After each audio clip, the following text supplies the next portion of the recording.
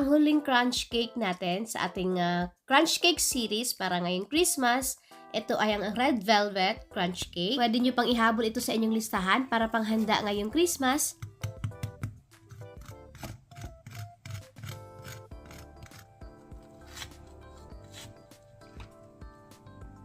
Hindi ito komplikadong gawin, mas pinadali at mas pinasarap. Kaya ayan, pakinggan nyo muna guys at sigurado akong matatakam kayo.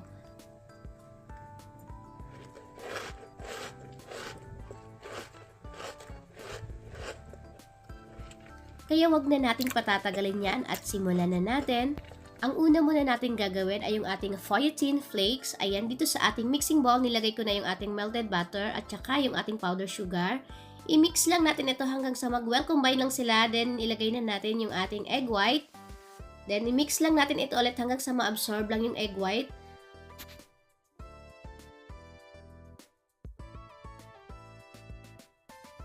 Ilagay na natin ngayon yung ating all-purpose flour, cocoa powder, at saka yung ating food coloring. Ito pala yung ginamit ko dito guys, powder type siya. Ayan, napakaganda nito dahil konting-konti lang yung ilalagay nyo. Kitang-kita agad yung kulay niya. Sa Orange App ko lang pala ito binili. Ilalagay ko yung link dun sa description box kung gusto niyo mag-purchase. Then, i-mix lang natin ito. Naglagay din ako dito ng konting salt para balance lang yung tamis niya. Continue lang yung paghalo natin hanggang sa magiging smooth na siya. Tandaan po natin pala, wag po natin siyang i-overmix kasi kapag na-overmix natin siya, mag-a-activate yung gluten dun sa ating flour, so hindi magiging maganda yung kakalabasan or magiging outcome ng ating fondant flakes. Basta kapag nakikita yung well mixed na siya at wala na kayong nakikitang mga dry flour, pwede na yon. Then ilagay na natin siya ngayon dito sa ating baking paper. Same lang din yung procedure dun sa ating mga naunang fondant flakes na recipe. Spread lang natin siya hanggat kaya natin siyang panipisin. Pinakita ko lang ito sa inyo guys kasi iba yung nagdagdag kasi tayo dito ng cocoa powder at saka ng food coloring, kaya ginawa natin siya ng video. Pero yung baking time at saka yung procedure same na same lang. Dito sa recipe na ito, makakagawa tayo dito ng 2 and 1/2 cups ng fondant flakes. Depende po yun sa pag-spread nyo. Kailangan kasi manipis na manipis para mas marami tayong magagawa. Bali 3 salang ako dito guys. Ito yung unang salang natin. Then, ito yung pangalawa. Then, meron pang huling batch na sinalang ko, pangatlong tray. Then, same lang din, palalamigin lang muna natin siya bago po natin siya tanggalin dito sa ating baking paper. Ayan, ganito lang dapat siya kanipis. Ayan, kitang-kita nyo naman guys, napakaganda ng kulay niya, napaka-red niya at hindi nagbago yung color niya after natin siyang mabake. May iba kasi na nagiging brown or nagiging itim siya. Maganda yung powder na ginamit kong pangkulay. Ayan, tips ko lang sa inyo guys, huwag kayong gumamit nung nabibili sa palengke ng mga powder color o yung mga ibang brand kasi yun yung nag-iiba yung kulay guys. Na-try ko na kasi yun before kaya hindi ko na siya ginamit.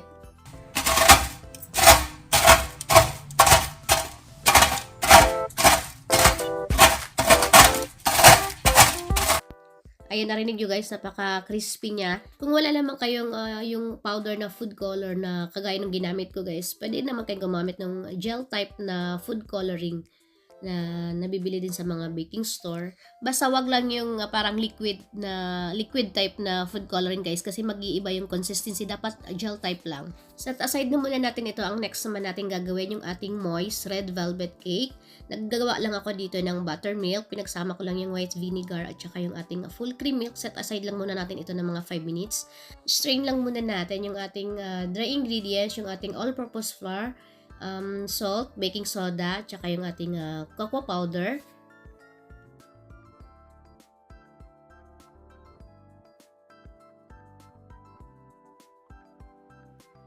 Sunod na nating ilagay yung ating white sugar. Then, i-mix lang natin ito ulit.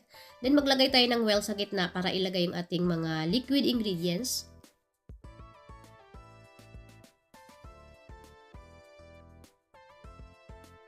Gumamit ako dito ng combination ng oil at saka ng butter para mas moist yung ating cake. Then, ilagay na rin natin yung ating buttermilk na ginawa natin kanina. Nilagay ko na rin yung ating egg at saka yung ating oil. Then, sunod na natin yung ating melted butter. I-mix lang natin ito ulit hanggang sa magiging smooth na siya. At tandaan po natin ulit, huwag po natin i-overmix kasi nga yung kapag nalagay na natin yung ating flour, kapag nasobrahan natin ng halo, mag-a-activate yung gluten doon sa ating flour. So, magiging gummy yung texture ng ating cake. Kapag nakikita nyo smooth na siya at wala ng mga dry flour, pwede na yon. Then last nating ilagay ito ulit yung ating powder na food coloring. Ayan. Konti lang din yung nilagay ko dito guys. Kasi napakakulay niya talaga. Ayan. Then i-mix lang natin ito. Pero again, kung wala po kayo ditong powder na coloring, pwedeng gel type na red coloring yung gagamitin nyo dito. Basta tansyan nyo na rin guys. Basta pag na-achieve nyo na yung gusto nyong kulay, ayan na, pwede na yon. Pero wag din natin pasobrahan ng food coloring kasi kapag ka nasobrahan din ng gel na coloring guys, na-observe ko rin yun, nagiging pait yung ating cake kapag ka nadamihan natin ng food coloring. Then ito na yung ating mixture, nilagay ko na siya dito sa ating baking pan. Ito din yung ginamit natin dun sa ating ubi crunch cake. Kung di ako nagkamali, parang 8x12 yung size ng ating baking pan. Dinris ko lang ito ng butter, then naglagay ako ng baking paper sa ilalim para hindi dumikit yung ating cake. Binake ko lang ito sa ating naka-preheat na oven ng 170 degrees Celsius ng 20 to 25 minutes guys. Ayan. Napakita nyo, napakalambot at napaka-moist ng ating cake. At saka, yung ibabaw niya guys, flat na flat siya. Ang technique lang naman dito guys, para hindi umumbok yung ating cake, ay dapat hindi ganun kataas yung oven temperature natin or yung init ng oven natin para hindi siya umumbok kaagad. So, kailangan sakto lang. Then, ayan, nakikita niyo yung ating cake guys, napaka-moist niya dahil dun sa combination ng oil at saka ng butter. Ganun yung mga ginagamit ko guys kapag moist cake yung ginagawa ko dun sa mga previous video natin, dun sa mocha cake, dun sa ating ubi moist cake. Ayan, gumagamit talaga ako ng combination ng oil at saka ng butter. Mas malinamnam yung cake at saka mas moist siya. Then, hinati ko lang pala itong cake natin kasi ilagay ko siya dito sa isang tray, itong kulay red na tray kasi dadalhin ito ng anak ko sa school. Ayan, pang potluck niya doon kasi Christmas party nila. Ayan, dito ko siya nilagay. Ayan. Then, kapag ipangbenta nyo siya, pwede nyo siyang ilagay dito guys. Ayan. Kagaya doon sa ubi moist cake natin na crunch cake. Makakagawa tayo dito ng 5 tub nito. Then, para naman sa ating cream cheese sauce or cream cheese icing natin, nag-beat na ako dito ng cream cheese. Ayan, hanggang sa maging smooth lang siya guys. Huwag natin siyang i-overmix din kasi nagko-curdle yung ating cream cheese. Kapag guys smooth na siya, ilagay na natin yung ating condensed milk. Ito yung pang sweetener natin guys or pang tamis natin dito sa ating icing. Pwede naman kayong gumamit ng powder sugar pero mas gusto ko yung condensed milk para medyo runny yung consistency ng ating icing kasi gusto ko siya parang sauce yung dating niya. Then, ayun, minix ko lang siya. Then, dahan-dahan na natin ilagay ngayon yung ating heavy cream. Pwede kayong gumamit ng all-purpose cream. Ayan, yung nabibili dyan sa Pinas na Nestle. Ayan, pwede nyo gamitin yung guys. Then, dito hindi na ako gumamit dito ng mixer para gusto ko kasi yung consistency niya parang sauce siya or medyo malambot siya guys. Parang lasang-lasa mo yung pagka-cream cheese niya. Nilagay ko lang ito ng 3 beses or 3 addition yung paglagay ko ng heavy cream. Then, minix ko lang siya gamit ang spatula. Hindi na ako gumamit dito ng mixer, guys. Ayan, mas maganda kung spatula na lang. Kasi kapag gumamit tayo ng mixer dito, para magiging fluffy yung ating icing, gusto ko yung medyo heavy yung ating icing, yung parang sauce talaga yung dating niya. Maganda itong ganitong consistency kapag ilagay natin siya sa mga baking tray or sa mga tubs, pag ganito yung ating sauce or yung ating frosting. Pero kapag pang layer ng mga cakes, ayan, yun yung gamitin yung procedure, yung pag-beat or gumamit kayo ng mixer para mas fluffy siya at madali siyang i-spread sa cake. Then, ayun guys, dapat ganito yung consistency niya, napaka-smooth niya at medyo malambot siya. Ayan, ito yung gusto kong consistency ng ating icing. Then, ilagay na natin siya ngayon dito sa ating ibabaw ng ating cake. Itong cream cheese icing natin guys, ayan, kapag gumagawa kayo ng layer ng red velvet na cake, ayan, hindi ko siya ma-recommend na pang icing or pang filling or pang cover nyo ng cake kasi malambot nga siya, hindi siya stable.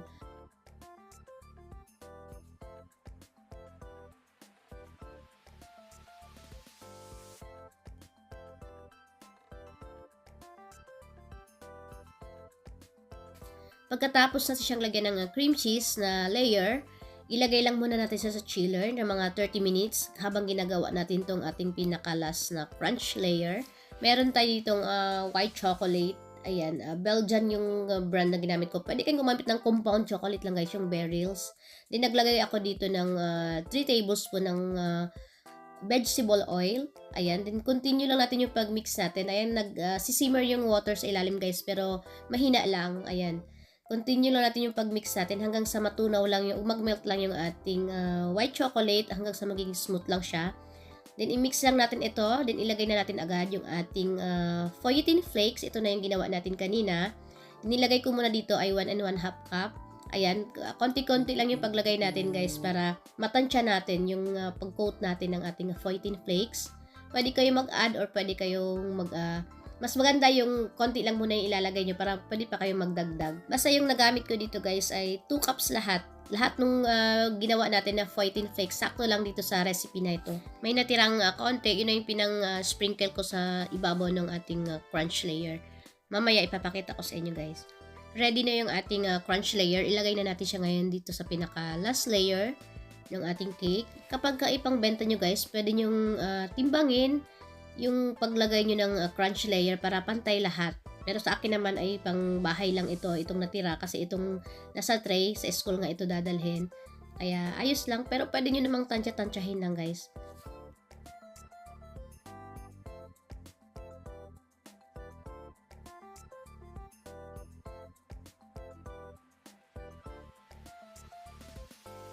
Itong crunch layer natin na recipe, sakto lang din ito dito sa ating ginawang cake. Or kagaya ng sinabi ko kanina, pwede kayong gumawa dito ng 5 tubs na cake, itong ganitong size. Then ito na yung pinaka-last natin, nag-sprinkle ako dito ng fondant flakes sa ibabaw para kitang-kita yung pagka-red talaga niya guys. Ayan, para isa din itong pangpaakit dun sa ating mga client. Kasi, di ba, pag nagbebenta tayo ng mga food or mga dessert, dapat kaakit-akit siyang tingnan para maingganyo yung mga client natin na bumili. Hindi lang siya masarap tingnan, masarap din syempre yung lasa niya. Nilagay ko lang pala ito muna sa chiller ng another 30 minutes para mag-set lang yung crunch layer natin o yung ating white chocolate. Then dito, pwede na natin siyang takpan at pwede natin siyang lagyan ng mga decorations ng sticker or ng ribbons.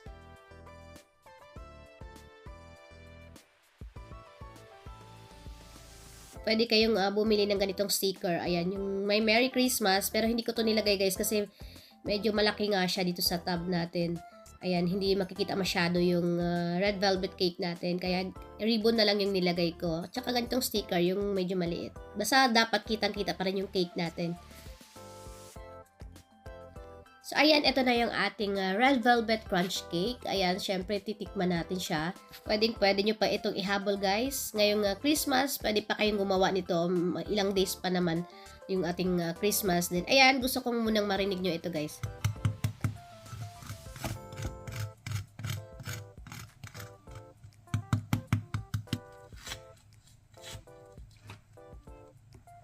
Ito lang masasabi ko guys, grabe, sobrang sarap nito. Yung contrast nung pagka-moist nung red velvet cake natin, yung pagka-rich ng cream cheese natin, lasang-lasa mo yung pagka-cream cheese niya, tapos may biglang crunch kang mangunguya na napakasarap din. Ang daming flavor, ang daming texture na nangyayari sa inyong bibig, pero balance lang lahat guys, saktong-sakto lang yung tamis niya. Ito lang masasabi ko, lasang Pasko. Kaya wag na kayong magpatumpik-tumpik pa, gumawa na rin kayo nito at hindi makukumpleto yung Christmas nyo kapag hindi nyo nagawa itong red velvet crunch cake natin na napakasarap. May announcement pala ako dito sa ating mga masugid na mga taga-suporta at taga-subaybay ng ating YouTube channel. Ilalagay ko yung link ng ating FB page dito sa ating description box, kaya siguraduhin yung naka-follow at naka-like po tayo dito sa ating FB page. Mag-a-announce ako doon kung paano yung mechanic natin. Basta may mimili ako, magpo-post ako doon, tapos magko-comment kayo at ilalagay nyo yung mga binibake nyo doon na gamit ang recipe natin. Mamimili ako ng 6 na mananalo bilang pasasalamat sa pag-suporta ng ating YouTube channel. Kaya siguraduhin yung naka-like and follow kayo para ma-updated po kayo palagi sa ating mga announcements. Mag-a-announce ako sa 23 ng December guys, kaya abang-abang!